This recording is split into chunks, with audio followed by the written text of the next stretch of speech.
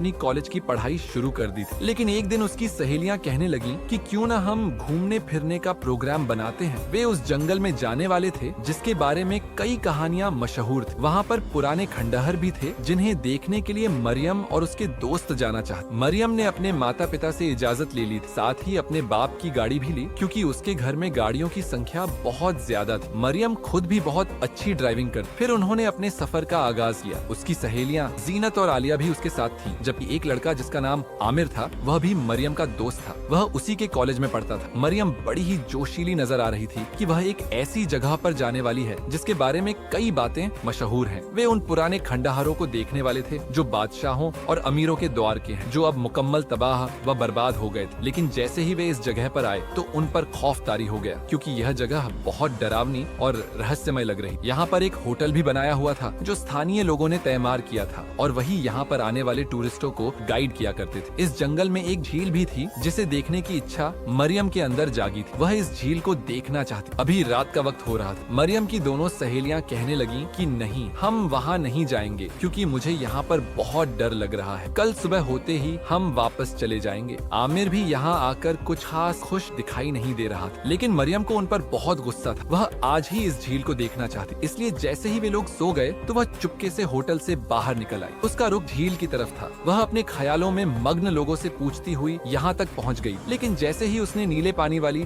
इस झील को देखा तो हैरान रह गई। वह बहुत ही खूबसूरत चांद का अक्स इस झील के ऊपर पड़ रहा था। वह इसे देखकर बहुत खुश हो रही। काफी देर तक वह इस झील को देखती रही, इसके ठंडे पानी से लुत्फ उठाती रही। लेकिन जैसे ही वह वापस जाने लगी तो उसके होश उड़ गए थे क्योंकि वह वापसी का सफर भूल गई थी। वह गलती से दाईं ओर की बजाय बाईं ओर मुड़ गई और इस जंगल में भटक गई थी क्योंकि वह यहाँ पर नई थी। उसे इन रास्तों का इल्म नहीं था, लेकिन वह जान गई थी कि इस जंगल में वह बहुत ज्यादा आगे निकल आई थी और वापस जाने का रास्ता भूल गई है। वह दोनों हाथों में सिर थामे खड़ी थी कि अचानक ही उसके कानों में किसी के दर्दनाक चीखने की आवाजें आने लगी। ये आवाजें बड़ी रहस्यमय थी। इन आवाजों को सुनकर उसने अपने दोनों कानों पर हाथ रख लिए थे। फिर उसे रहा न गया और वह उन आवाजों की तरफ जाने लगी। यह देखकर उसके ऊपर दहशत तारी हो गई थी कि यह आवाज एक काले गहरे कुएं से आ रही। ऐसा लग रहा था कि वहाँ पर कोई नौजवान है जिसे अजीत दी जा रही है, जो बहुत तकलीफ में है। वह जैसे ही इस कुएं के अंदर झांकने लगी, अचानक किसी ने उसके कंधे पर हाथ रखा था। किसी का लम्स अपने वजूद पर महसूस करके उसके मुंह से चीख निकली थी। लेकिन जैसे ही पलट कर देखा तो हैरान रह गई। उसके सामने एक नौजवान खड़ा था जिसकी आंखें गहरी हरी थी। वह नौजवान बहुत ही खूबसूरत था। रात की तारीकी में उसका सफेद चेहरा और भी चमक रहा था। मरियम ने आज तक अपनी जिंदगी में ऐसा खूबसूरत नौजवान नहीं देखा था।